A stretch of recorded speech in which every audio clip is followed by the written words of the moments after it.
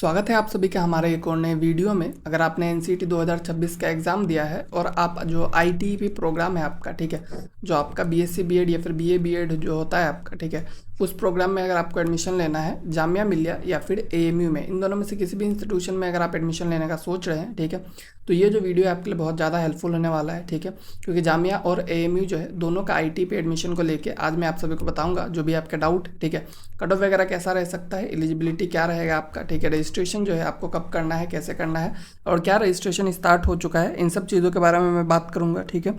तो वीडियो को आप एंड तक देखिएगा ताकि आपका जो भी डाउट है इसको लेके सब क्लियर हो सके, ठीक है। बाकी अगर आप मुझसे पर्सनली बात करना चाहते हैं सीयूईटी या फिर एनसीईटी दोनों एग्जाम में से किसी को लेके, ठीक है, आप 1-to-1 सेशन कॉल पे बात करना चाहते हैं तो आप जो है 149 रुपीज़ पे कर सकते हैं। आपको जो है लिंक मिल जाएगा डिस्क्रिप्शन और पिन कमेंट में, वहाँ से जाकर ज्वाइन कर सकते हैं या फिर आप चाहे तो इस नंबर पर व्हाट्सएप कीजिए, ठीक है। व्हाट्सएप करने के बाद आप वहाँ पर बताइएगा, ठीक है, कि आपको पेड काउंसलिंग ज्वाइन करना है, वो आपको करवा देंगे।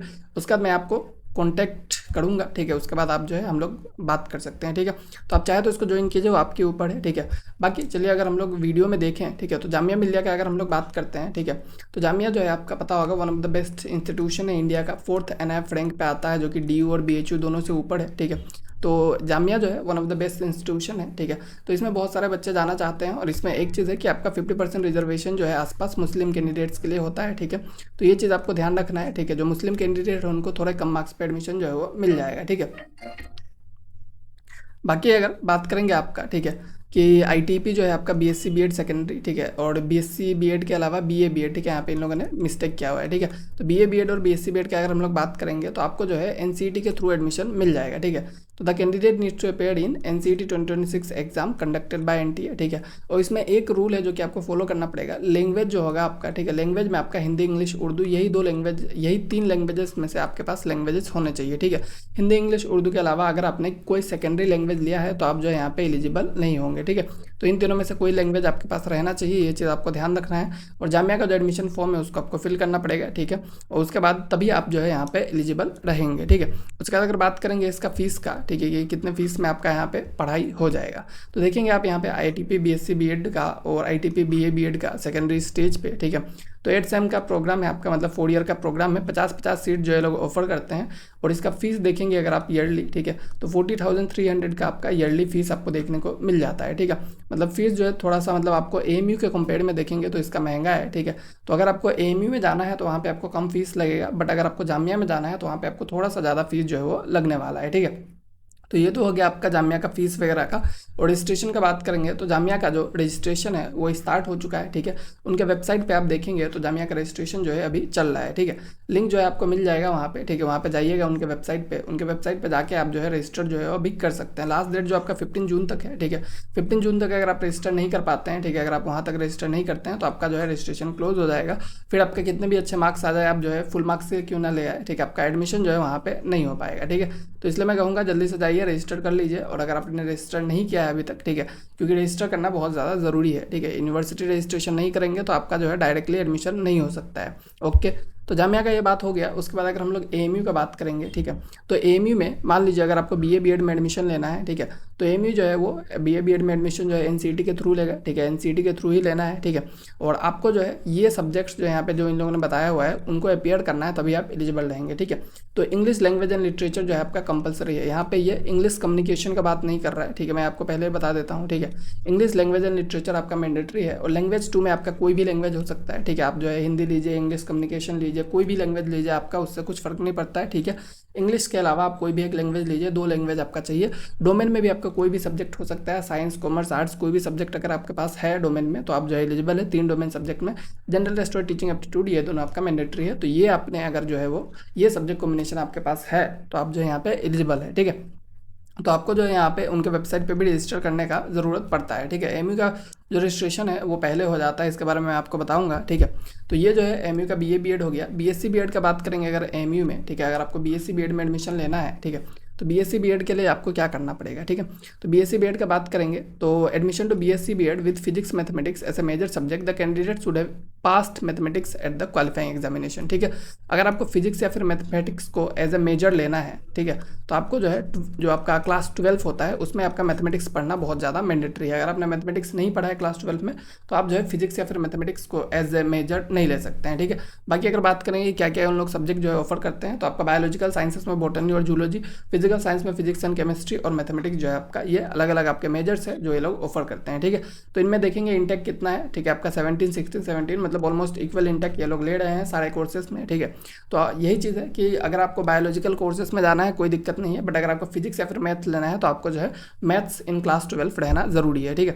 तो ये हो गया आपका एमयू के बीएससी बीएड को लेके। और बात करेंगे अगर एमयू का फीस का, तो बीए बीएड का फीस जो है ओनली 12,500 आपका देखने को मिल जाता है, ठीक है। 12,500 जो कि जामिया के फीस से कंपेयर करेंगे काफ़ी ज़्यादा मतलब आपको अफोर्डेबल देखने को मिलता है। और वहीं पे बीएससी बीएड का अगर बात करेंगे तो ये आपका 13,300 है, ठीक है। तो थोड़ा सा डिफरेंस है दोनों फीस में, बट जामिया से अगर कंपेयर करेंगे तो ये ज़्यादा अफोर्डेबल है, ठीक है। अगर आपको अफोर्डेबल ऑप्शन चाहिए तो मैं कहूँगा एमयू को चूज़ करना पड़ेगा आपको, ठीक है। बट एमयू में जो सबसे बड़ा दिक्कत है जो कि बच्चों को फेस हो रहा है वो है आपका रजिस्ट्रेशन, ठीक है।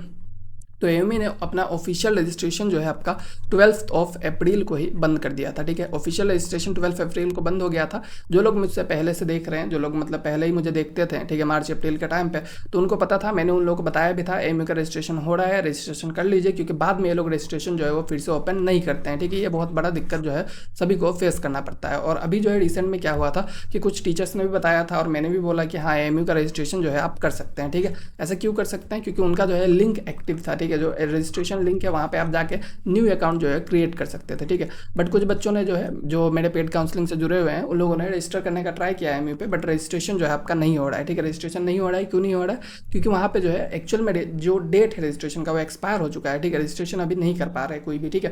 तो वही कहूँगा कि एमयू में रजिस्टर करना पॉसिबल नहीं हो पाएगा, बाई चांस अगर कुछ होता है, ठीक है। बट लास्ट ईयर भी यही हुआ था कि अप्रैल में ही एमयू ने अपना रजिस्ट्रेशन जो है बंद कर दिया था और उसके बाद कोई भी रजिस्टर नहीं कर पाया। तो जो लोग अप्रैल में रजिस्टर किए थे वो लोग जो है बस एडमिशन ले सकते थे, ठीक है। तो इस हिसाब से देखेंगे तो एमयू जो है वो काफ़ी मतलब आपको एक जो दिक्कत फेस करना पड़ेगा कि अगर आपको यहाँ पे एडमिशन लेना है तो जो लोग पहले रजिस्टर कर चुके हैं, ठीक है, जो लोग अप्रैल तक रजिस्टर किए हैं वही लोग एडमिशन ले पाएंगे।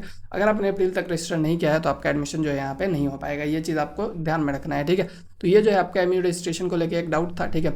बाकी अगर कोई भी जो है कोई भी बच्चा अगर एमयू में अभी ठीक है इस टाइम पे अगर रजिस्टर कर पा रहा है तो प्लीज़ मुझे कमेंट में बताइएगा, ठीक है। मुझसे बात कीजिएगा, ठीक है, मैं देखूंगा, ठीक है, क्या होता है, क्योंकि कोई रजिस्टर नहीं कर पा रहा है, जो लोग मुझसे जुड़े हुए एटलीस्ट वो लोग नहीं कर पा रहे हैं, ठीक है। इसलिए मैं कह रहा हूँ कि अगर कोई कर पा रहा है तो प्लीज़ मुझे बताइएगा, ठीक है।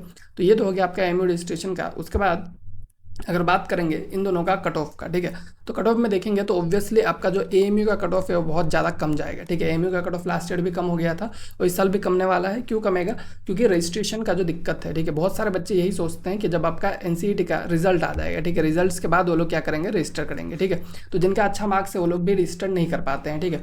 बट जो लोग जो है बहुत ही कम बच्चे हैं, ठीक है, जो लोग मतलब पहले से रजिस्टर कर पाते हैं, ठीक है, जो लोग पहले ही अप्रैल में रजिस्टर कर चुके हैं, और अगर एएमयू जो है फिर से रजिस्ट्रेशन नहीं लेने देता है तो आपको ये चीज़ मान के चलना है कि जिन लोगों ने पहले रजिस्टर किया है उनका बहुत ही कम मार्क्स पे एडमिशन देखने को मिल जाएगा, ठीक है। तो मैं कहूँगा एएमयू में 300 तक आपको आराम से जो एडमिशन मिल जाएगा, ठीक है। क्यों मिलेगा, क्योंकि इसमें जो है नए बच्चे जो है न्यू स्टूडेंट जो है वो अप्लाई ही नहीं कर पा रहे हैं, ठीक है। न्यू अगर कोई अप्लाई ही नहीं कर पाएगा तो जो ओल्ड बच्चे हैं जिसमें बहुत ही कम नंबर ऑफ लोगों ने जिनको अप्लाई करके रखा है यहाँ पे, ठीक है, तो उनको ही एडमिशन मिलेगा। तो उनमें से जिनका बेस्ट स्कोर रहेगा उसके बेसिस पे एडमिशन होगा।